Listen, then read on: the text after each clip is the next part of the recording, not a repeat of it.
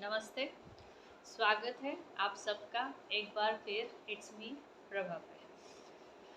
तो आज हम बात करेंगे लिव इन रिलेशनशिप। आज का हमारा विषय होगा लिव इन रिलेशनशिप। तो लिव इन रिलेशनशिप के लिए मुझे मतलब बहुत से लोग ये भी किया था कि एक बार आप लिव इन रिलेशनशिप में थोड़ा बताइए करके। तो कैसा है, what is first of all live in relationship और लिव इन रिलेशनशिप में कौन रह सकता है, ठीक है। तो देखिए, as per our article 21 of Indian constitution we have freedom of life and liberty. उसके तहत हम अपने मनचाहे पार्टनर के साथ अपने मर्जी से हम लिव इन में रह सकते हैं।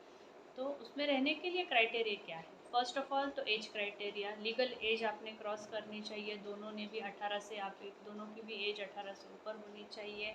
आप दोनों एक दूसरे के कंसेंट से लिव इन के लिए तैयार होना चाहिए। और ये ज़रूरी ये भी है कि आप दोनों एक छत के नीचे एक दूसरे के साथ अगर स्पैन ऑफ टाइम या फिर आप रहते हो वहाँ पे, ठीक है। ये बातें ज़रूरी है। और उसमें सबसे ज़्यादा ज़रूरी है कि कंसेंट भी है। और लिव इन रिलेशनशिप में जब रहते हैं, ठीक है, आजकल तो लोग ऐसे ही रह लेते हैं, पर मोस्टली अगर आप रहते ही हो, अगर आपको रहना ही है तो, और अगर ये भी है कि आप अनमैरिड होना चाहिए, दोनों भी कोई मैरिड नहीं होना चाहिए, आप दोनों अनमैरिड होने चाहिए, सिंगल होने चाहिए। और अगर आपने रहने का फैसला कर ही लिया है तो और एक बात ज़रूरी है, वो है कि आप दोनों में एक एग्रीमेंट होना चाहिए।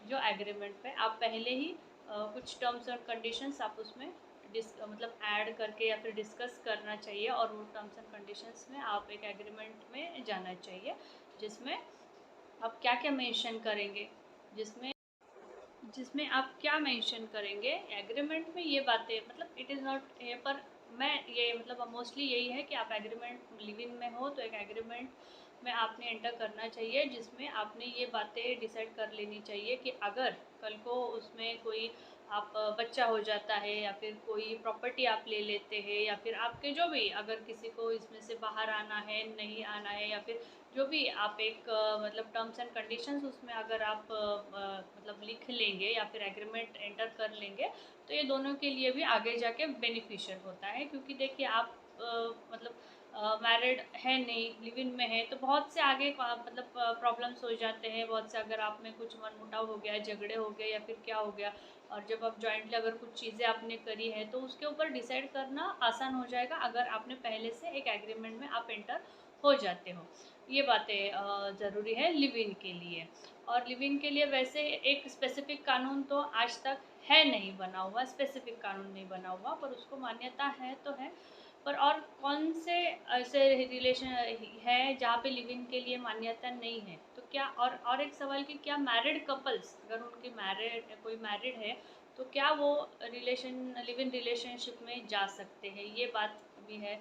और क्या अगर किसी का डिवोर्सेस पेंडिंग हो तो क्या वो लोग यहाँ पे लिव इन रिलेशनशिप में जा सकते हैं? तो देखिए, अगर आप मैरिड हो और अगर आप लिव इन रिलेशनशिप में जाते हो, then that amounts to adultery and that amounts to an extra marital affair, ठीक है। अगर आप एक्स्ट्रा मैरिटल अफेयर करते हो तो आपकी वाइफ या फिर जो भी हस्बैंड है आपके अडल्ट्री का चार्ज लगा सकते हो, जिसको एक स्पेसिफिक सज़ा नहीं है, but it can be a ground for your spouse. आपके पति या पत्नी के लिए वो एक ग्राउंड बन सकता है डिवोर्स फाइल करने के लिए। तो वो इस आधार पे आप पे डिवोर्स फाइल कर सकते, तो डिवोर्स के लिए ग्राउंड यूज़ कर सकते हैं। और अगर आप मैरिड है और अगर आप लिव इन में जिसके साथ भी लिव इन में है, मतलब आप अगर हस्बैंड है, वाइफ है, कोई भी है, और अगर वो किसी और के साथ लिव इन में है और अगर आपने उसके साथ शादी कर ली है तो it amounts to bigamy under IPC section 494 और 495 के अंतर्गत आपको सज़ा भी हो सकती है। इसलिए अगर आप उससे शादी करेंगे then it amounts to bigamy.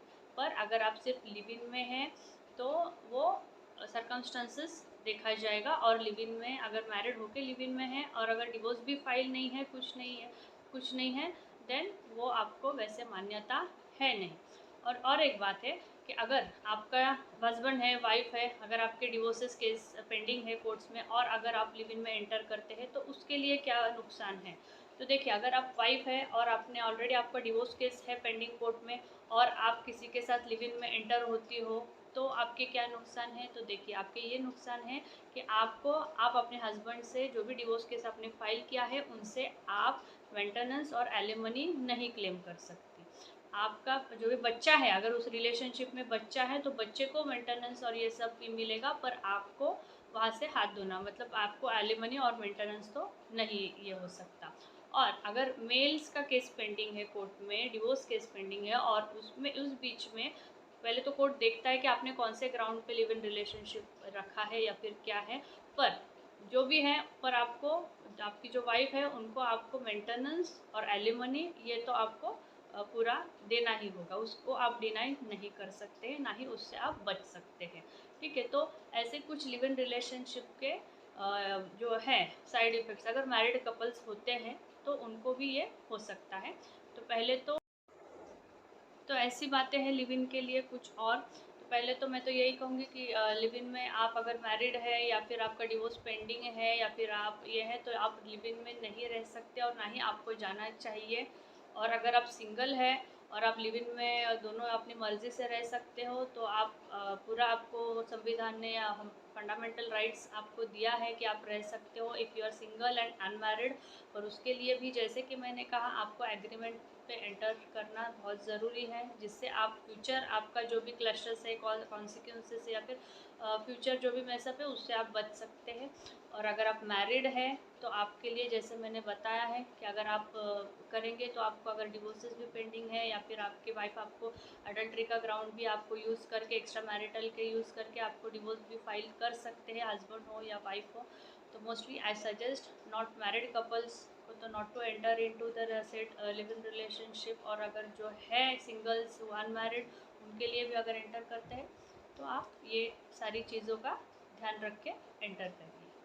और भी बहुत है वास्ट लिव इन रिलेशनशिप, पर as per the time being and as per the मतलब ये मैं उस पर बातें करती रहूँगी। तो यस, थैंक्स मुझे सुनने के लिए। आज के लिए इतना ही, फिर मिलते हैं। इट्स मी प्रभाकर, तब तक के लिए नमस्कार। Thanks to all.